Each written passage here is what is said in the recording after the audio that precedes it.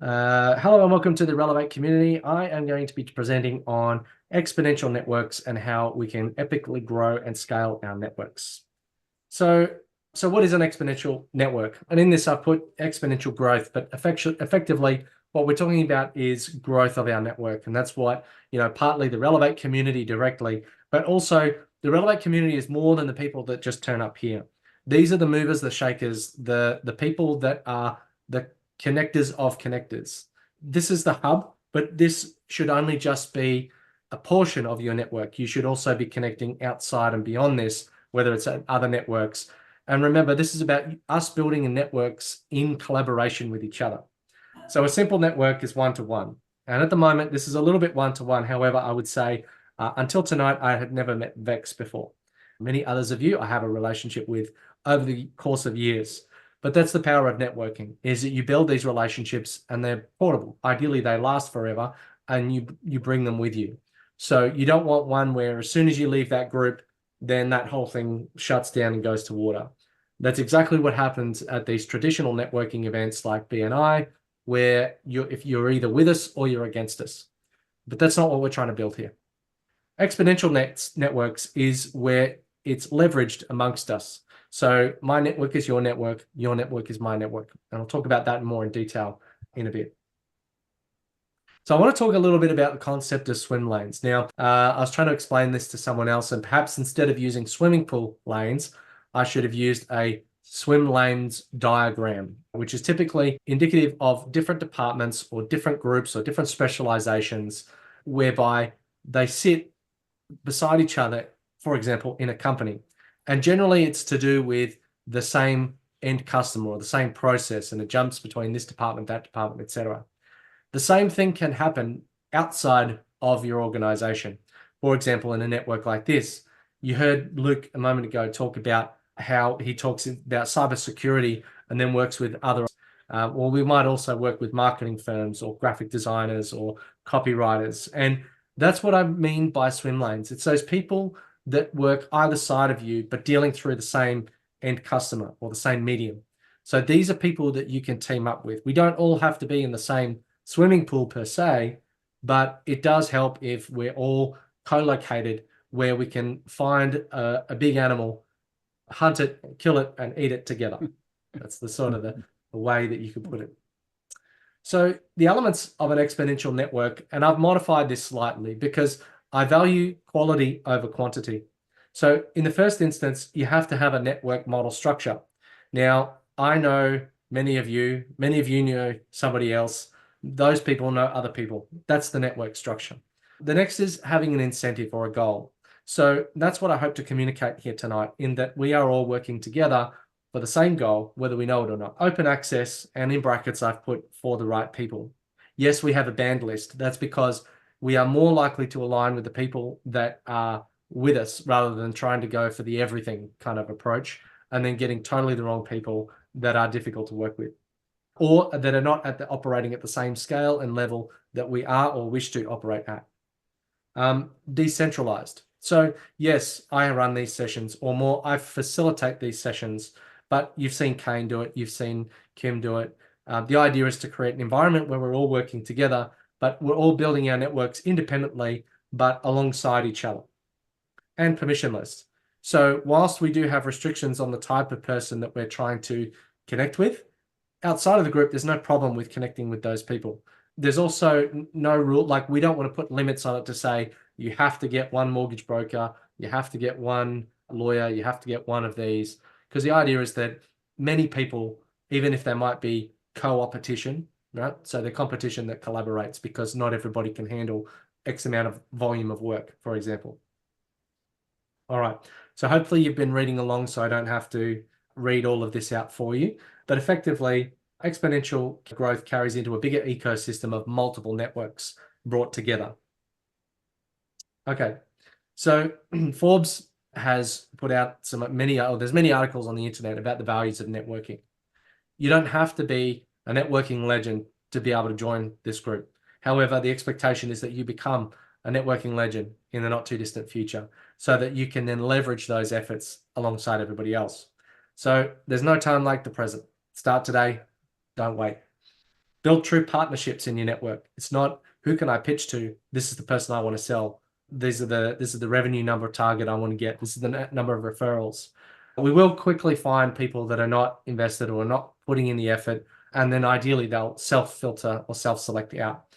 And investing in digital with discipline. So the point is leverage and scale. So obviously we're all using things like social media to outreach. We might be going to other networks to outreach, but you need a way to keep track and manage that. So we use the portal so we can communicate asynchronously. So we not always have to be in the same room or in the same Zoom.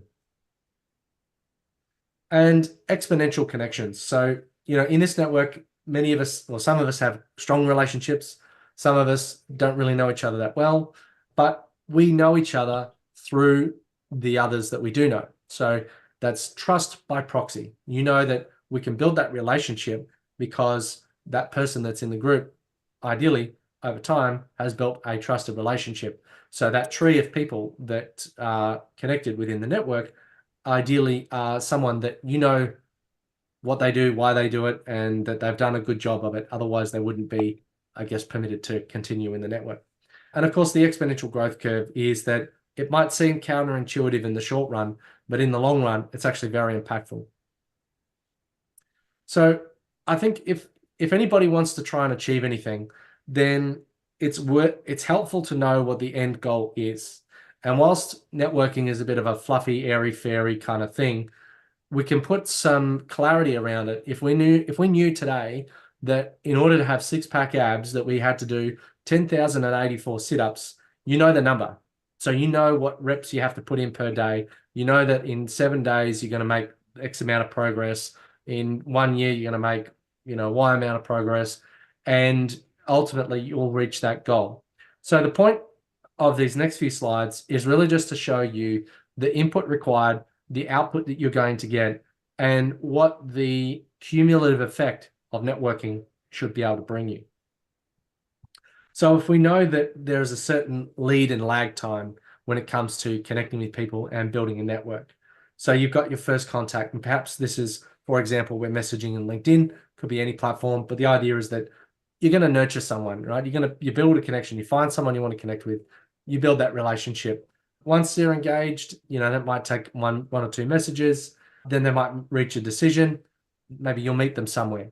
And a great place to meet is in a neutral third-party space, like a networking group. So when you meet them here, it's low risk. If they're no good for you, they might find somebody else in the community. If you're no good for them, same thing. So, or in that neutral space, other people are introducing people in that neutral space as well. So maybe someone else's connection that didn't work for them is really good for you. So by doing it collaboratively, it's actually a reduced effort. The next step is post-conversion. So as soon as someone comes along, then we need to turn them from, yep, I rocked up, to I am aligned in purpose, goal, vision, and perhaps we got to the point of maybe them starting to invite other connections that are worthwhile. And you can start to see the leverage effect and the knock-on effect that this can have at scale. So if I have one connection, yay. But if I have 5 connections and then one of those invites one connection, I now have 6, but for the effort of 5. Or if I have one person that invites 2 people, I have 3 for the effort of 1. So we want to create that leveraged effect, because if imagine we had 5 connections that each invited 5 connections. So now that's exponential. And remember that it's a compound effect. It doesn't stop with that one person that you invite. It's one stacked on the other, stacked on the other. And over time, with consistency, that compound interest will grow. And ideally, you will have that network, hopefully forever, whether you're within the Relevate community or not. So it's worth your time, whether or not you're part of this. And all you need is a little bit of patience. Yes, some weeks you'll invite people, nothing will happen. Sometimes a lot will happen.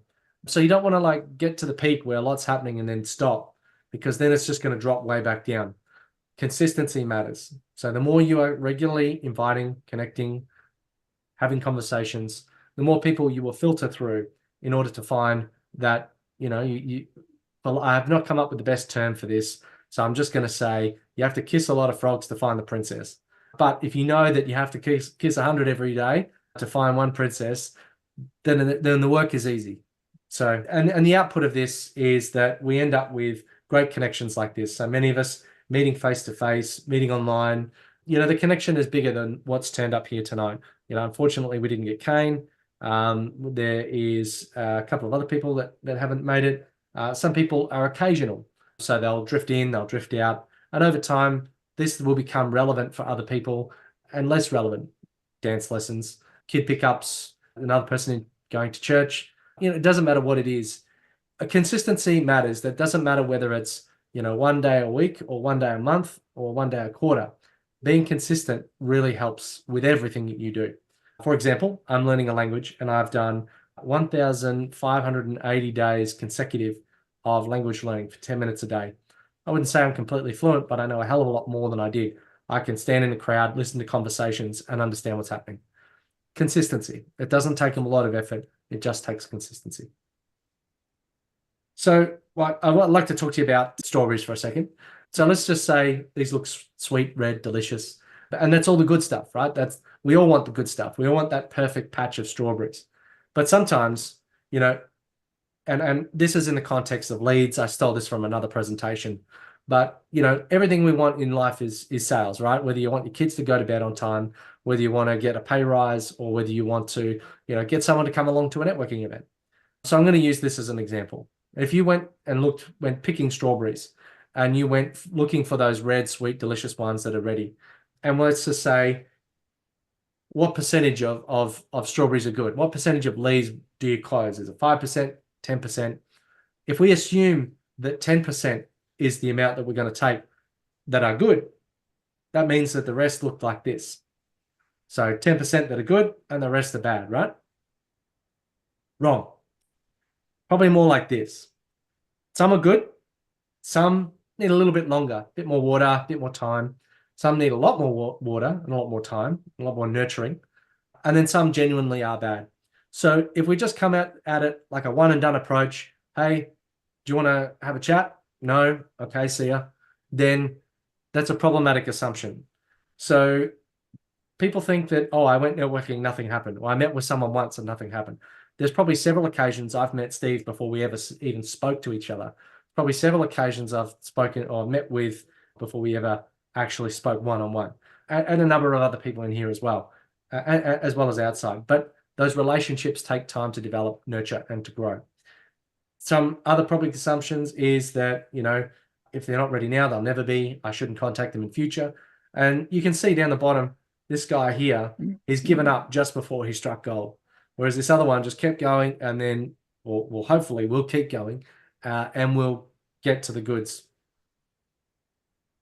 So there's some follow-up statistics. I'll just let you glance at that quickly. I won't spend too long here. The key takeaway is that 80% of sales occur on or after the fifth contact, but only 8% of businesses get that far. This is a skill hopefully you can apply in your own business, not just in networking. And, warm referrals are really, really good. A warm referral can get you 4 times more likely to buy and 5 times better than a paid impression. Also more likely to spend a lot more money. So they're going to spend 16% more with you. So that's why we ask about strategic partners. That's why we ask about warm introductions. It's about finding that we want to have barbecue conversations about each other. So when someone says, I've got this issue, I've got this problem, I know a guy. That's or girl, right? That's the thing that's going to get you into that conversation and get you 10 times further than finding the next one off Google. Same works for if you're applying for a job. 85% of jobs are filled through networking. So what we're talking about here tonight is lead and lag. You start, you're connecting with people, you're outreaching, and it's probably going to take a little bit of a time before you actually have an impact. But if you're consistent, that will continue to grow. And the moment you stop is the moment it drops off. Consistency matters. That's one recurring theme I want you to take away from this. So you need to be someone who makes waves. And it's not just enough to make waves. What's even more impactful and more powerful is if we're making waves together. You can see the disruption that's occurring in this double ripple pattern here. So it's much better than doing it on your own. It's doing it in collaboration with others. And you know what? Life's too short to hang out with people that aren't resourceful. So if a rich guy said it, it must be true. Don't forget, don't give up before it's too late. What does your strawberry patch look like? So the last thing I want you to take away from this is to stop pitching, to stop like traditional networking. Start collaborating and start listening for opportunities. So as Vanilla Ice once said, if you haven't picked it up already, stop, collaborate, and listen. Thank you. It's a good one. Very I love good. the Vanilla Ice quote. That's the best thing I've ever heard about networking. I'm on a call. Well, if you want to grab attention, that's what you got to do. Avon, after Yes. listening to that, I can't see how I got through the vetting process. Beats me as well. Yeah, I beats just me pick it as around well. because I like it. Hi. Welcome I just back, want to Avon. add as well, like that's a good presentation. Something also I've been following as well. Google did a research as well. They called the 7-11-4 principle. So they said also for, because of the ads and stuff, they said to get somebody to trust you, you have to go through 7 hours of engagement and content at 11 touch points at 4 different locations. And that's when somebody actually gets to trust you as well. So, that's a good, addition as well to what you said, which is great. And Yeah. sorry, I was going to say this should be applied to online and offline, not just Offline, online. correct. Yeah. Yeah, different platforms, location goes with platform as well. It can be Facebook, face-to-face, text messages, so everybody needs that 7-11-4 before actually somebody, buys or trusts you to do any kind of business. Yeah. Sorry, Kim, go on. Yeah, I was just going to say, I agree, but with qualifications. If we're relying solely on online methods, such as, Facebook, LinkedIn, whatever, without any one-to-one, conversations with people, it's a lot slower. So when we then layer in, one-to-one outreach, direct messaging, doing a one-to-one Zoom call, or if possible, offline, coffee, get together, then trust gets built, usually, providing, you're a trustworthy person. It gets built a lot faster than just relying on the 100% pure online methods. That's been my experience over 15 years, 16. Yeah, and I think if you're meeting with people and they're not a good fit for this, don't bring them. We want good fit, and there needs to be that like guided component. I think that the only thing the marketing out there is there to do is to build trust and to control the narrative, because that other group that I keep talking about, they were like personal invite only, but then they had another kind of like someone had a negative experience. They post one thing online and that was all you could find. So that was of hundreds of people that turned up every single week, and like one bad comment kind of killed them. So that's the whole point of that, is just to build trust and established value out beyond the conversation that you have with that person. So anyway, any other questions? Yeah, just a quick question. Is there like a limit on what type of businesses? Because, for example, I have a friend who wants to do import or export for coffee. So it's kind That's of perfectly fine. We have a banned list. I will share that in the chat. Let's go banned list. So you'll find it a little bit funny, but so on the, here is the join page. Join. And is that join page the best place to send people interested in this network? Because it says this is what it is, this is what it's not. It also says here is the banned list. Click a link, go to see the banned list.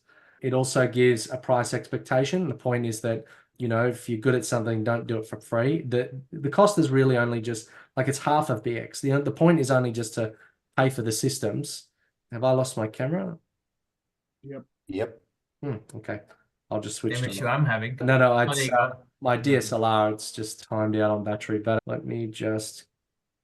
Here is the banned list as well, and the point of the banned list is really it's about alignment.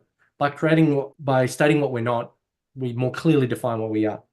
And a lot of times we see a lot of these networks get polluted with the wrong type of person, and then it makes the good ones drift away. So what we're trying to do is really just sort of more inclusively, more clearly define what like-minded means. And I'm more than happy to add to that list if, you know what I mean? Like I said, Vex, you'd have a laugh and I can see a bit of a smile on your face. So I presume you're reading the list. So you know hopefully exactly what I mean. So yes, you can invite that sort of person. All right. Okay. Look, I'm not against those people, but if you want more of what the right or more of a like-minded set, you know, they can have their own group. There's other groups. Mm-hmm. So, no, that's fine. Makes sense. Yeah. Thanks. any other questions? I know that this has sounded like a little bit of a pitch for this group, but what I hope you would take away from this is skills that you can apply in your own business, irrespective of this network. And that is the follow-up, the consistency, a little bit of the volume game, and exponential networks, which happens for you personally, as well as for this. Yeah. See, I'm like really confident, but I have no idea how to talk about business or anything. So it's like I'm totally learning. Well, So, that is totally fine, because that's what you can do here. If you've got questions, post it in the online portal. We'll either create a video to answer you. Any of the community here can also answer you. And if you want to have a one-to-one with anyone here, just book it in. That's what we're here to do, is to help each other, share experiences, provide that learning. It's not about selling you here, although I've worked with Kate, I've worked with Kim, I've worked with Pete, I've worked with Orson, pretty much everybody here. Luke, to some extent, yes, definitely. So indirectly, but yes. So, and Tracy, of course. So that's like, you know what I mean? Like that's a nice to have on top, but the value is the connection. Yeah, definitely. You know, this is actually more convenient than, you know, going to some other networks where I have to, you know, have time to do it. Like they normally do it in the mornings, and you got to drive there and back and stuff, you know. This is kind of more convenient, but yeah, it's good.